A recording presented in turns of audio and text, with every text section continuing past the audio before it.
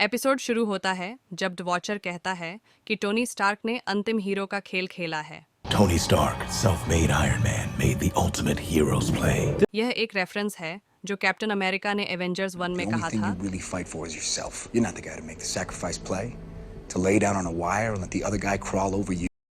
Iron man के heads-up display में हमें उसके सूट में बचे हुए रॉकेटों की संख्या दिखाई देती है और यह भी बताता है कि उसका सूट बिजली की कमी का सामना कर रहा है।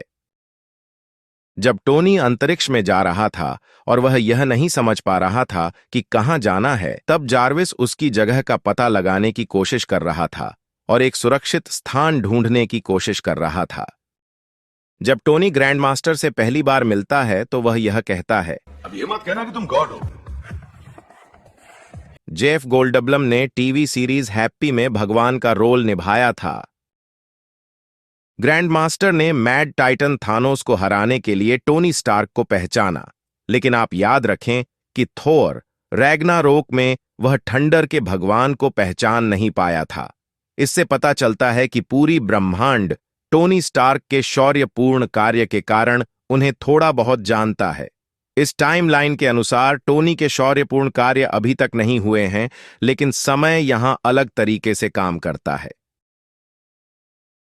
टोनी कहता है, यह अंतरगैलेक्टिक नासकार है, जिस पर ग्रैंडमास्टर कहता है, नहीं, ये रथ हैं। अब मेरा पसंदीदा हिस्सा यह है कि जैसे ही टोनी अंतरगैलेक्टिक नासकार कहता है, अगली शॉट में सभी कारें बाएं घूमती नजर आती हैं, जो कि अपने ओवल आकार के ट्रैक में सभी नासकार करते हैं।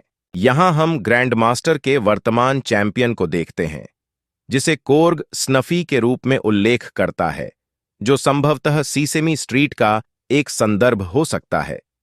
अब स्नफी संभवतः वह व्यक्ति होता है जिसे हल्क ने उल्ट्रॉन के बीच और थोर रैग्नारोक के बीच हराया था, ताकि वह सकार का नया चैंपियन बन सके। जब कोर्ग को ब्रेक लगाना होता है तो वह बस अपने पैरों को जमीन पर रख देता है।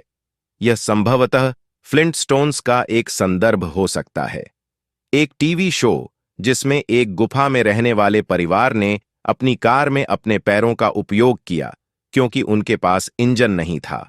जब टोनी अपने हाथ की बैंड का उपयोग करके अपने मार्क 7 सूट को बुलाता है, तो उसमें से आधा सूट, जिसमें उसका हेलमेट भी शामिल है, बुलाने में विफल हो जाता है।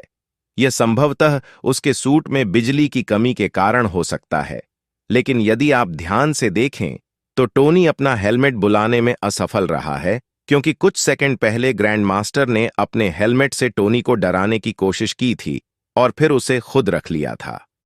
टोनी स्टार्क के रिपल्सर्स स्नफी के साथ लड़ाई से कुछ ही पल पहले काम करना बंद कर देते हैं, लेकिन यदि मैं कुछ सेकंड पहले वापस जाकर इस चीज को जूम करूं तो ध्यान दें कि हमें पहले से ही एक विजुअल संकेत दिया गया है कि रिपल्सर्स काम नहीं करेंगे, क्योंकि रिपल्सर का इंडिकेटर लाइट पहले से ही टूट चुका है।